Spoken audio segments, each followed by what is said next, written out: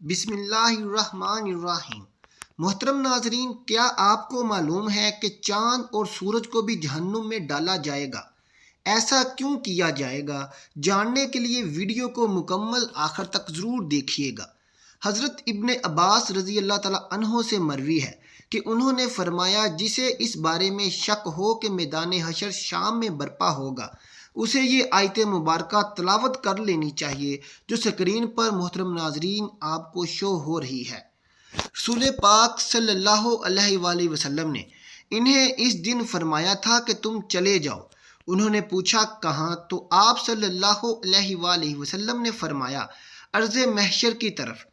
حضرت معاویہ بن حیدہ رضی اللہ تعالیٰ عنہ سے روایت ہے کہ آپ صلی اللہ علیہ وآلہ وسلم نے ارشاد فرمایا کہ تم اس طرف جمع کیے جاؤ گے، اور آپ صلی اللہ علیہ وآلہ وسلم نے ملک شام کی طرف اشارہ کیا۔ حضرت سمرہ بن جندب رضی اللہ تعالیٰ عنہ سے روایت ہے کہ آپ صلی اللہ علیہ وآلہ وسلم نے فرمایا تم بیت المقدس کی طرف محشور ہوگے، پھر تم قیامت میں جمع ہوگے۔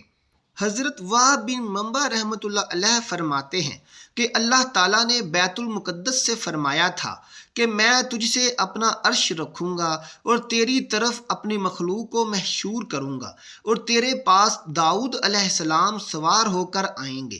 حضرت ابن عمر رضی اللہ تعالیٰ عنہ سے روایت ہے کہ آپ صلی اللہ علیہ وآلہ وسلم نے فرمایا کہ جو شخص یہ چاہے کہ اپنی آنکھ سے قیامت کا مشاہدہ کرے تو اسے چاہیے کہ وہ آذا شمس کورت، آذا سما نفترت اور آذا سما نشکت کو پڑھ لے۔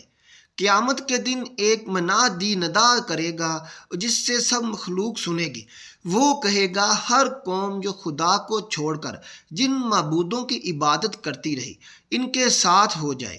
چنانچہ ہر شخص سامنے اس کے معبود کی صورت بنا دی جائے گی جس کی وہ عبادت کیا کرتا تھا۔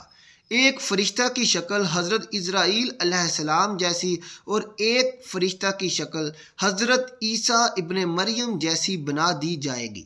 چنانچہ یہودی اور عیسائی ان دونوں کے پیچھے چل پڑیں گے، پھر یہ معبود انہیں جہنم کی طرف لے جائیں گے، پھر کوئی نہیں بچے گا، صرف مومن رہ جائیں گے۔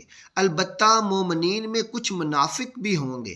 اللہ تعالیٰ ان کے سامنے جس حالت میں چاہیں گے ظہور کریں گے اور فرمائیں گے اے لوگو، سب لوگ چلے گئے، تم بھی اپنے خدا کے ساتھ جس کی تم عبادت کرتے تھے اس کے ساتھ چلے جاؤ۔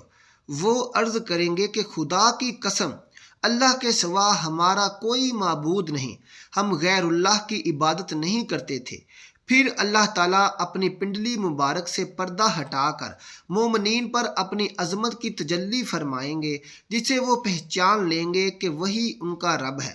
مومنین یہ دیکھ کر سجدہ ریز ہو جائیں گے، جبکہ منافقین گدی کے بل جا کر گریں گے، کیونکہ اللہ تعالیٰ ان کی پشتوں کو بیل کے سنگ کی طرح سخت کر دے گا۔ پھر اللہ تعالیٰ مومنین کو حکم دیں گے تو وہ اپنے سر اٹھائیں گے۔ حضرت ابن عباس رضی اللہ تعالیٰ عنہ سے روایت ہے کہ سیدنا ابو بکر صدیق رضی اللہ تعالیٰ عنہ نے عرض کیا یا رسول اللہ صلی اللہ علیہ وآلہ وسلم، میں دیکھ رہا ہوں کہ آپ صلی اللہ علیہ وآلہ وسلم بوڑھے ہو رہے ہیں۔ تو آپ صلی اللہ علیہ وآلہ وسلم نے فرمایا مجھے سورہ ہود، سورہ واقعہ، سورہ مرسلات، سورہ یسألون اور سورہ شمس کو رات کو نے بوڑھا کر دیا۔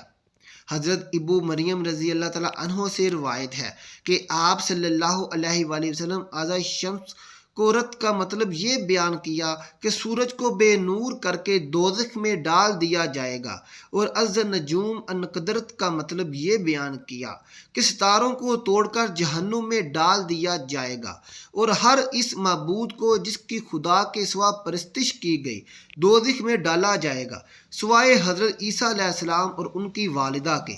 حضرت ابن عباس رضی اللہ تعالیٰ عنہ آذا شمس کورت کی تفسیر میں فرماتے ہیں کہ اللہ تعالیٰ سورج، چاند، ستاروں کو قیامت کے دن سمندر میں پھینک کر ان کی روشنی کو مسخ کر دیں گے۔ پھر اللہ تعالیٰ مغرب کی طرف سے ہوائیں چلائیں گے جو سمندر کو بھڑکا کر آگ میں بدل دیں گی۔ اور بعض حضرات نے یہ فرمایا ہے کہ جب سورج کو سمندر میں پھینکا جائے گا تو اس سے سمندر کھول اٹھے گا اور پھر آگ میں تبدیل ہو جائے گا۔ حضرت ابو ہریرہ رضی اللہ تعالیٰ عنہ فرماتے ہیں کہ قیامت کے دن سورج اور چاند بے نور کر دیے جائیں گے۔ حضرت ابی ابن کعب رضی اللہ تعالیٰ عنہ فرماتے ہیں کہ قیامت سے پہلے 6 نشانیاں ظاہر ہوں گی۔ لوگ بازاروں میں چل پھر رہے ہوں گے کہ سورج کی روشنی بجھ جائے گی۔ ابھی وہ اسی حالت میں ہوں گے کہ پہاڑ زمین پر گر پڑیں گے اور زمین لرزنے لگے گی، جسے جنات گھبرا کر انسانوں کی طرف اور انسان گھبرا کر جنات کی طرف بھاگیں گے۔ جانور، پرندے اور درندے آپس میں خلط ملط ہو جائیں گے۔ ارشاد خداوندی ہے ترجمہ: جب جنگل کے جانوروں میں رول پڑ جائے، یعنی ایک دوسرے میں مل جائیں گے، اور جب بھی بیاتی اونٹنیاں چھٹتی پھریں اور جب دریا جھونکے جائیں، اس وقت جنات انسانوں سے کہیں گے، ہم تمہیں کہتے ہیں کہ سمندر کی طرف چلو۔ جب وہ وہاں پہنچیں گے تو آگ ہی آگ نظر آئے گی جس سے شعلے اٹھ رہے ہوں گے۔ لوگ اسی حالت میں ہوں گے کہ اچانک زمین پھٹ کر 7ویں آسمان 7ویں زمین سے جا لگے گا، اور آسمان پھٹ کر 7ویں زمین 7ویں آسمان سے جا ملے گا۔ تب ان پر ایک ایسی ہوا چلے گی تو انہیں موت کی آغوش میں سلا دے گی۔ محترم ناظرین کرام، حضرت ابن مسعود رضی اللہ تعالیٰ عنہ فرماتے ہیں کہ آسمان کی حالت تبدیل ہوتی رہے گی، کبھی تو وہ المحل کی طرح ہوگی اور کبھی دردکات الدہان اور کبھی واہیات۔ آسمان پھٹتا رہے گا اور اس کے احوال تبدیل ہوتے رہیں گے۔ حضرت محمد بن کعب رحمۃ اللہ علیہ کی روایت سے امام قرطبی رحمۃ اللہ علیہ فرماتے ہیں کہ قیامت کے دن لوگوں کو اندھیرے میں اٹھایا جائے گا اور آسمان کو لپیٹا جا چکا ہوگا، ستارے جھڑ جائیں گے، سورج اور چاند ختم ہو جائیں گے، اور ایک منادی آواز دے گا۔ لوگ اس دن اس کی آواز کے پیچھے دوڑیں گے۔ ارشاد باری تعالیٰ ہے ترجمہ: اس دن پیچھے دوڑیں گے پکارنے والے کے، ٹیڑھی نہیں جس کی بات۔ آپ صلی اللہ علیہ وآلہ وسلم نے فرمایا: جب میں جنت میں داخل ہوں گا اور اپنے رب عزوجل شانہ کو دیکھوں گا تو اس کے سامنے سجدہ ریز ہو جاؤں گا۔ اللہ تعالیٰ مجھے اپنی تعریف اور بزرگی بیان کرنے کی ایسی اجازت دیں گے جو اپنی مخلوق میں سے کسی کو نہیں دی ہوگی۔ پھر اللہ تعالیٰ فرمائیں گے: یا محمد صلی اللہ علیہ وآلہ وسلم، اپنا سر اٹھائیں، شفاعت کریں، آپ کی شفاعت قبول ہوگی۔ آپ سوال کریں، آپ کو عطا کیا جائے گا۔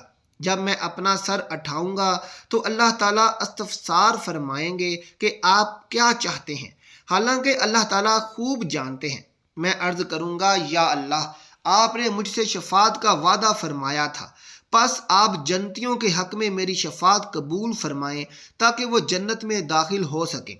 اللہ تعالیٰ فرمائیں گے: میں نے ان کے حق میں آپ کی شفاعت قبول کی اور ان کو جنت میں داخل ہونے کی اجازت دی۔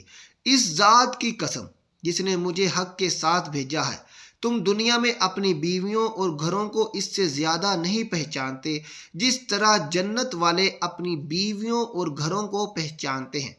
پس ہر آدمی 72 حوروں سے ہم بستری کرے گا، جنہیں اللہ تعالیٰ اس جنتی کے لیے پیدا فرمائیں گے، اور اولاد آدم علیہ السلام میں سے 2 عورتوں سے بھی ہم بستری کرے گا، جنہیں عبادت خداوندی کی وجہ سے جنت کی عورتوں پر فضیلت حاصل ہوگی۔